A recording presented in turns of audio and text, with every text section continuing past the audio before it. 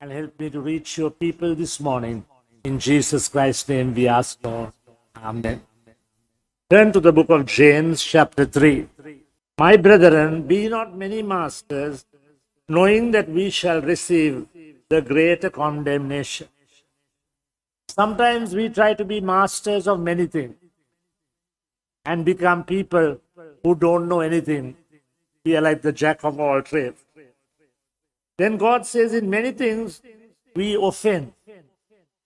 We are all people who cause offenses.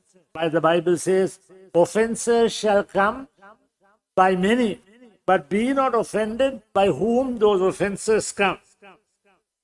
And then he begins to tell us a very beautiful thing, which is about our tongue. Everyone has a tongue. Amen. But what's the problem about the tongue? If it's kept inside the mouth, it can't do any damage. Close your mouth and try to use your tongue. You can't. Open your mouth and my gosh, that tongue will come out. And what does the Bible say in verse 8? But the tongue can no man tame. We can tame animals, the pussycat, the doggy, the balla, and everything. But the tongue we can't name. Why? It is an unruly evil, full of deadly poison. Out of our mouth comes deadly poison. Life and death are in the power of the tongue. Now what is sad is God has given us a tongue that we might bless God. But what's our problem? In the same way that we bless God with our tongue, in the blessed way that we curse God with that same tongue. It says in verse 10, out of the mouth proceedeth great many things, blessing and cursing. My brethren, these things ought not to be so. We can't have blessing and cursing coming out of our tongue. He puts a very nice example, that a fountain sent forth at the same place, sweet water and bitter. Have you gone to a fountain? We had a fountain here in the garden those days. Does it give forth sweet water and bitter? No, it doesn't. Can the fig tree, my brethren, bear olives? Can the coconut tree give us breadfruit? Or the breadfruit give us coconut? It can't. Because each one according to its strength. Either a vine fig, so can no fountain both yield salt water and fresh. So what is God trying to tell us? That we can't tame the tongue. You know, horse is a big animal. When the horse goes to battle, he says, ho ho, and he goes to battle. But if you want to tame that horse, like Alexander the Great tamed that horse Bucephalus that no one can tame, what have you got to do? Come very carefully to verse 3. We put bit in the horse's mouth. Have you seen a bit? It's a small piece that you put in the horse's mouth.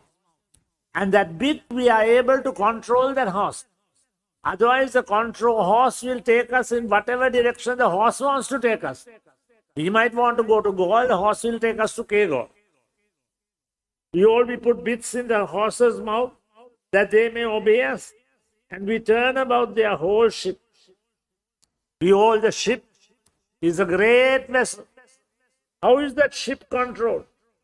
Yes, winds come upon that, storms and waves blow upon it, but it says they are turned about with a very small helm. I was watching the Titanic today, the great ship. A small helm controls that whole ship. So we must know that we have to put bits in our mouth. We have to have a helm on our ship to control our tongue, because the tongue is a fire. Verse 6. The tongue is a fire, a world of iniquity. So is the tongue among our members, that it defileth the whole body, and setteth on fire the course of nature, and it is set on hell. Today it is by our tongue that we cause so much damage. We say one thing here, it is repeated in another way somewhere else, and it goes though it's a small member, verse 5, it boasted great things. Behold, how great a matter a little fire kindleth. You remember when the 83 riots happened? 12 soldiers were killed in Manipal. But when the news came to Colombo, how many people had died? 100 soldiers had died. What happened? Because of the tongue. So because of the tongue, it spreads unwanted rumors. When they brought those corpses to bury at Kanata, they said 1,000 Tamils killed all these people. What happened? The uprising arose. And we know all great disasters, wherever they may be, the JVP uprising, the LTT uprising, is all because of the navel, because of the tongue, because of... So this morning I want to ask you one. Learn to control your tongue. I must also learn to control my tongue even as I speak to you. That's why Jesus said, let your eye be eye and let your nay be nay. Anything more than that are considered idle words. Every idle word a man speaks, he has got to give account. I thank and praise God for James and chapter 3, which is a wonderful exposition on the tongue. For every kind of beast, verse 7, and of breed, and of serpents, and of things in the sea is tamed. But we can't tame the tongue. I know people today who have pythons in their house. I'm scared when I see a python. But they keep it under their pillow, as if it is the best friend in the whole world. I don't think any of you will keep a python under your pillow. Not under his pillow. Then at your feet. So therefore this day, let us thank God for this admonition on the tongue. Tongue is a little member, full of deadly venom. What you say in Jaffna came down to Colombo from 12 people to 50 to 100 to 1,000 and set Sri Lanka on fire. Today everywhere the world is set on fire by this little tongue. Our Diva. Heavenly Father, we just bless and thank you for this morning. We thank you, praise you, as we look to your word. I pray that we look to us from heaven above. Speak through my mind, speak through my vocal cords, and hide me on worthy servant. Behind the cross I pray, in Jesus' precious name, Lord. Amen. It's once again a joy to be in the house of the Lord on the second Sunday in this month of November. Despite the fact that we are under this curfew, and though we do miss our believers, our elders, and everyone who actually ought to be in church, we do miss them. But we thank God, at least we as a church or as a body of Christ in the house of God are able to meet in the house of the Lord this morning. So thank God, church is not closed, it's open. Thank God for God the Father, the Son, the Holy Spirit, and the angels that are present here this morning. So this morning I want to share with you something which is so important from the precious word of God. Because we live in days and in times such as this, that we need to know how important time is. Time is very, very precious for you. Time is very, very precious for me. And every one of us do not want to lose a second. We do not want to lose a minute in our life. And it's important for us as God's people to catch up with time. And if you look at the clock tells us a lot of things about the time. And if you look at your clocks and you look at 12 o'clock, 12 o'clock is lunchtime for you and it is lunchtime for me. And we all need to be at our tables at 12 o'clock for lunch. Then you look at 3 o'clock. 3 o'clock is another important time, right? In the good old days, people are ready at 3 o'clock for tea time. And in foreign countries, people are the first to be at the table. Why? To have a nice cup of tea and a biscuit, which they really enjoy. So 3 o'clock is the time for that. Then the next hour you look is at 6 o'clock. Now usually 6 o'clock, I do not know what they actually do. But Bethel has taught us something very important, and that is to have 6 o'clock prayers in the evening, which by the grace of God Bethel has done over the years, because Pastor has taught us the evening and the morning were the first day. So thank God for 6 p.m. in the evening that God brings us together.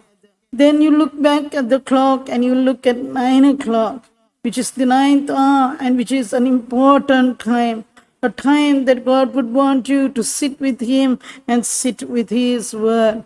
So long and short of it, whichever way you look at the clock, time is very, very precious for each and every one of you.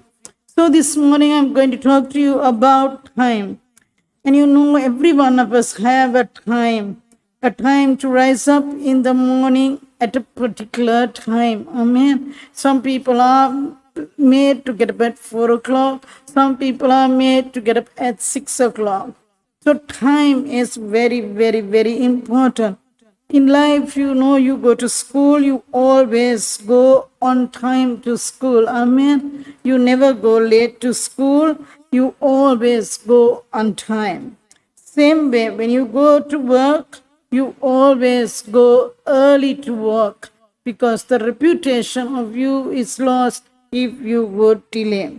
So time is important when it applies about school, when it applies about working. Time is so important. But when you talk of church on Sunday morning, how many people actually come to church on time? Do they come at least 10 to 15 minutes before service, or do they come 10 to 15 minutes after the service has started? These are questions we need to look at and need to ask ourselves. Because sadly, in the culture of the world today, when you look at weddings, what do you find? You find that the bride always gets late. Amen. And she's always late on her wedding day. And the same way applies to the Church of Jesus Christ. When Jesus comes back again for you and for me, my question to you this morning as I ask myself, will I, the bride of Christ, be ready to meet the King of Kings and God of glory when He appears, or will I choose to delay? So time is very, very important in the sight of God for you and for me. Now, why is it that we do neglect the importance of time? If we give a word to someone and say, I would be at your place at 8:30, really speaking, we should be there at 8:20, because then they earn your respect and they will know you are a man and a woman that keeps to your timing. So it's important even with God. He wants to see how you and I, as His children, to learn to keep to time. So what does the Bible talk about time? And this is very important for you and for me. In times that we live in, we need to know how to keep to time. So if you will turn with me to your Bibles, to the book of Ephesians chapter 5 and verse 16. Ephesians chapter 5 and verse 16. It talks to you something very, very important about time. And we need to read it, we need to understand it, and we need to digest it into our hearts this morning. And what does it say there in Ephesians chapter 5 and verse 16? It says, redeeming the time, because the days are evil. Amen. It says, redeeming the time, for the days are evil. Certainly, the days before you, the days before me are evil days. Amen.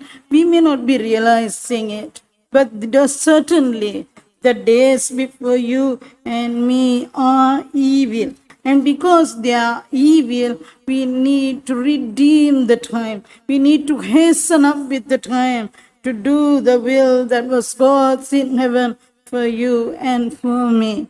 Now, why do we not make it to hasten the time? Because we all are good at making excuses. We make excuses to God as to why we do delay. Unfortunately, God does not accept your excuses and my excuses. So you and I have no chance to escape because God will not accept your excuses and mine. And we need to see something in the light of what we look into God's word to find out for certain characters of people who made excuses. And if you will look in the book of Luke, Luke chapter 14, there was a marriage supper being led. And this marriage supper was supposed to be a very big function. But you could find in this chapter, they were ever ready to make excuses. And you and I are also people who do fall into that category. And if you will look, I'm not going to spend much time reading, but if you will look at Luke chapter 14 and verse 18, and it says there, and they all with one consent began to make excuses. You see then, they were all consent to make excuses. The first said unto him, I have bought a piece of ground, and I must needs go and see it. I pray thee, have me excused. You see, one man is making an excuse, and off he goes. Then in verse 19, you see the next person, and it says, another said, I have bought 5 yoke of oxen, and I have got to prove them. I pray thee, have me excused. And then the third person says, in verse 20, another said, I have married a wife, and therefore I cannot come. 3 different types of people gave aimless excuses. But that did not mess up this great celebration. It turned out to become a blessing. Because if you look from verse 21 onwards, the servant came and showed his Lord these things. And the master of the house, being angry, said to his servants, go out quickly into the streets and lanes of the city, and bring in hither the poor and the halt and the blind. See, God uses every opportunity when people make excuses, and that too people who are God's people who make excuses. God doesn't give you another chance. He doesn't come running behind you and begs you, please do this. Can you fall into my plan and into my purpose? When you fail, you fail. And what does God do? He calls the strangers, He calls the lame, He calls the blind, He calls the poor, He calls the beggars to partake into this great banqueting table. So you and I as church people need to realize that we are very good at not giving in to time because we make a lot of excuses. Excuses that Sunday is the only day to wash our clothes. Sunday is the only day to receive people. Sunday is the only day to have a good snooze. Sunday is the only day to have a wonderful glass of wine. We all give an umpteen number of excuses when it comes to the things of God, because we do not realize, as His word says in Ephesians 5:16, redeem the time, for the days ahead of us are evil. We don't see the urgency of the hour. We don't see the urgency of the time. And yet we continue to delay like Abraham's father did so. Terah was known as a man who delayed. He delayed and he delayed and he delayed. So you and I as God's people, when we make excuses in our life, we intend to delay the plan of God. We intend to delay the purpose of God. And why is this? This is mainly because we have got our priorities wrong. Amen. We have got our priorities wrong. And why have we got our priorities wrong? Because we're ever ready to give excuses to God when it comes to the things of God. But when it comes to your workplace, when it comes to something else, to a function on a 31st night, you wouldn't say no to it. You would be happy to go and join that function and have a good time of eating, drinking, dancing, and having a great enjoyment on the dance floor. Who would make such a bold decision to say, no, I would not be on that dance floor. I would be found in the house of the Lord. Today, our priorities are wrong. And because our priorities are wrong, we continuously make excuses. And such excuses will not be accepted in the sight of God. See, the people of the world won't be able to recognize God in you when they see you and see me making all sorts of excuses. But we need to stand as a people with a difference. We are good at making excuses with God, but we certainly won't make excuses with our boss, with our friends, with our acquaintance. So you see where we stand. We stand as a total disgrace in the sight of God with our testimony when it comes to time. But time is so important in our life. But sadly, as it often says, when calamity comes, when problems come, when sickness comes, what happens? We begin to realize our mistake. We begin to realize, oh God, we have given you aimless excuses. We have just gone away from you completely. There are times that genuinely we turn back to Him.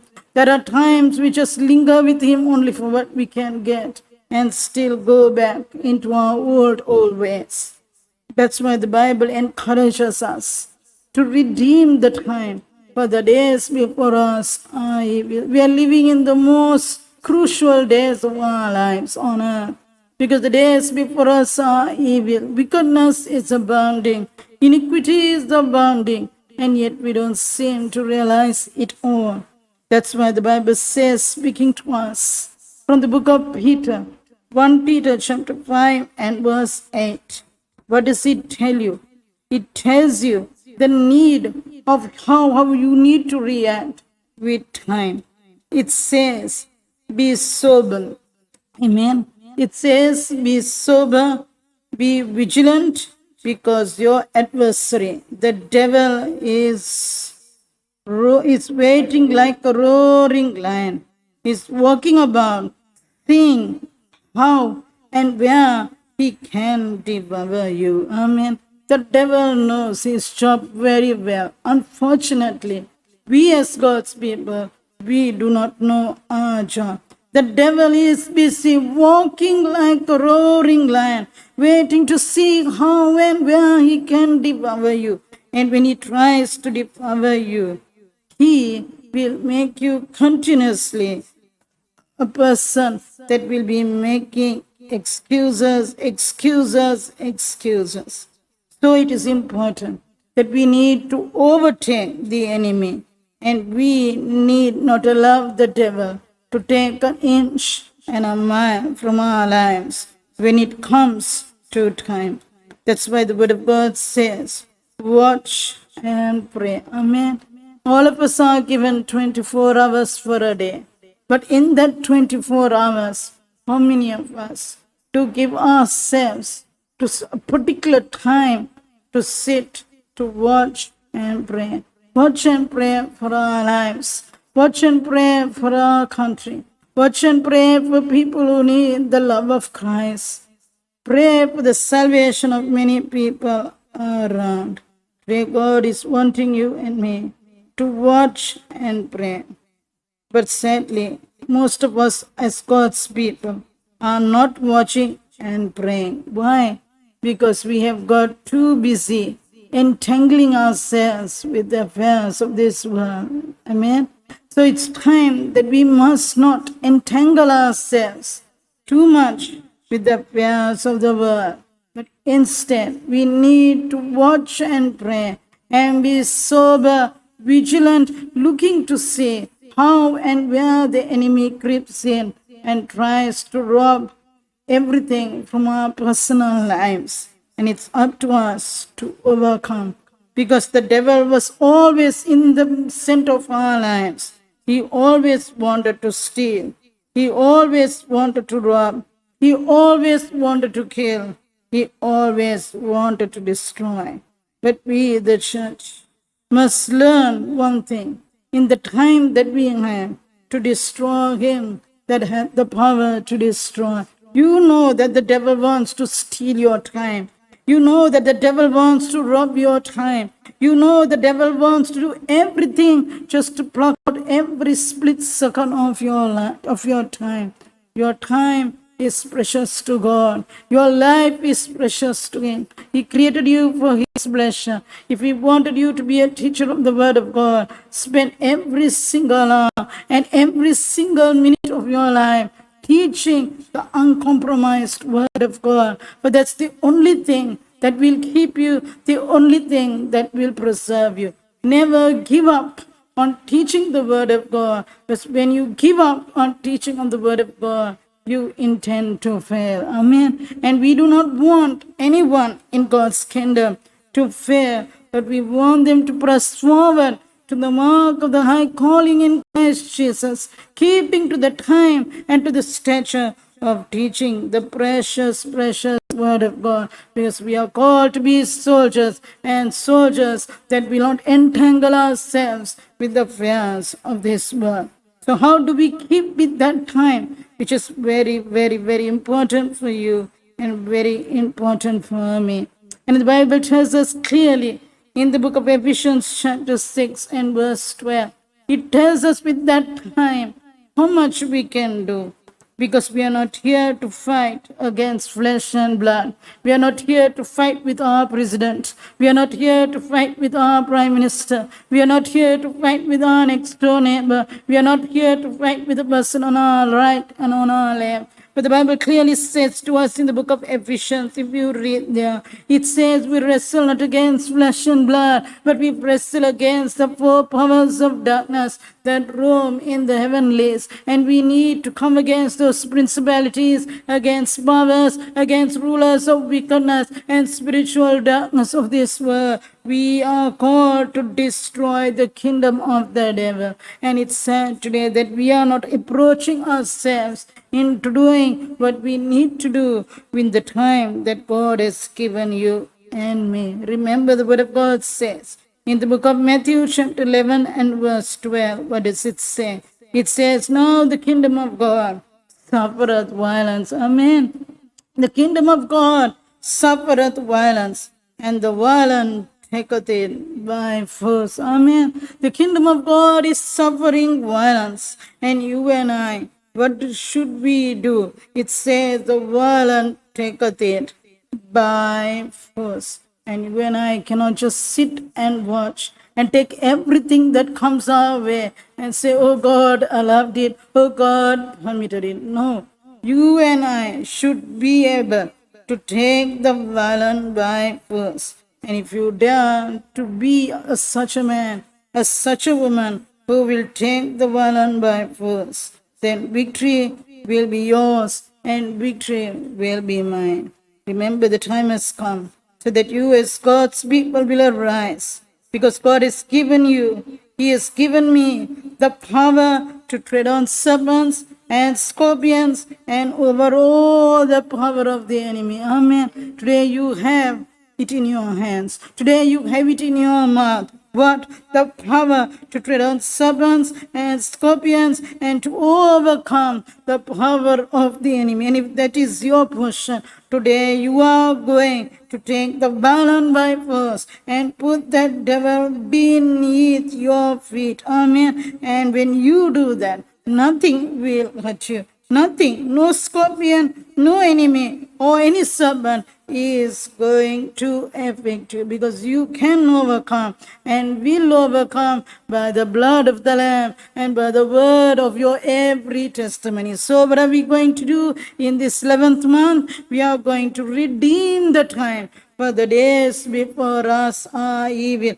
Surely we are living in the last days. We are living in the end of time, seeing every prophecy unfolding before our eyes, even with the American elections. And we know that the return of the Lord is very, very nigh. And we can see the coming of the Lord right before our eyes, whether Trump wins or Joe Biden wins, whichever way, the coming of the Lord is much more close. And you and I need to get up. You and I need to redeem the time, to do utmost for His kindness and for the extension of His kingdom. God is depending on you. God is depending on me. And He wants us to rise, to do utmost for His highest and for the extension of His kingdom this morning. So what can I say to you? As the Bible says very clearly to us from the book of Ecclesiastes chapter 3, as I read that, and with that I close this morning, that will make you aware of how important time is, because time is precious to you, time is precious to me, and let us make the opportunity to use the time that God has given us. So kindly turn with me to your Bibles to Ecclesiastes chapter 3, reading from verse 1 to verse 8. Some people say you use this only at funeral services, but not really. It's a good appropriate subject to speak as we speak of time. And it says here in Ecclesiastes chapter 3, to everything there is a season, and a time to every purpose under the heaven.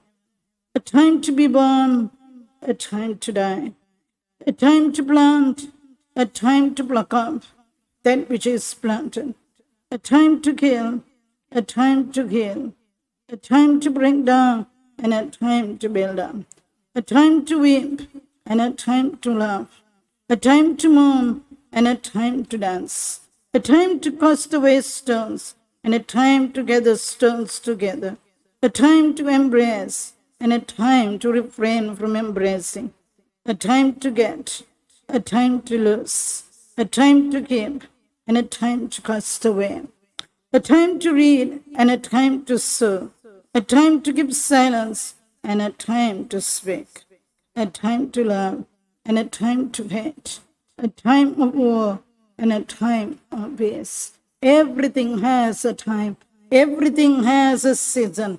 Everything has a purpose under the heaven, and it's up to you and me to fit in to the perfect timing of God, that the timing of God in your life and in mine will reveal its divine purpose for you and for me and for our calling on planet Earth. So may God bless you, and may He enable you to arise, to shine, and to become the blessing that He would have you be. As His word says, redeem the time, for the days before you are evil. God bless you, enrich you, and empower you to go forth, to become what He would have you be this morning. God bless you.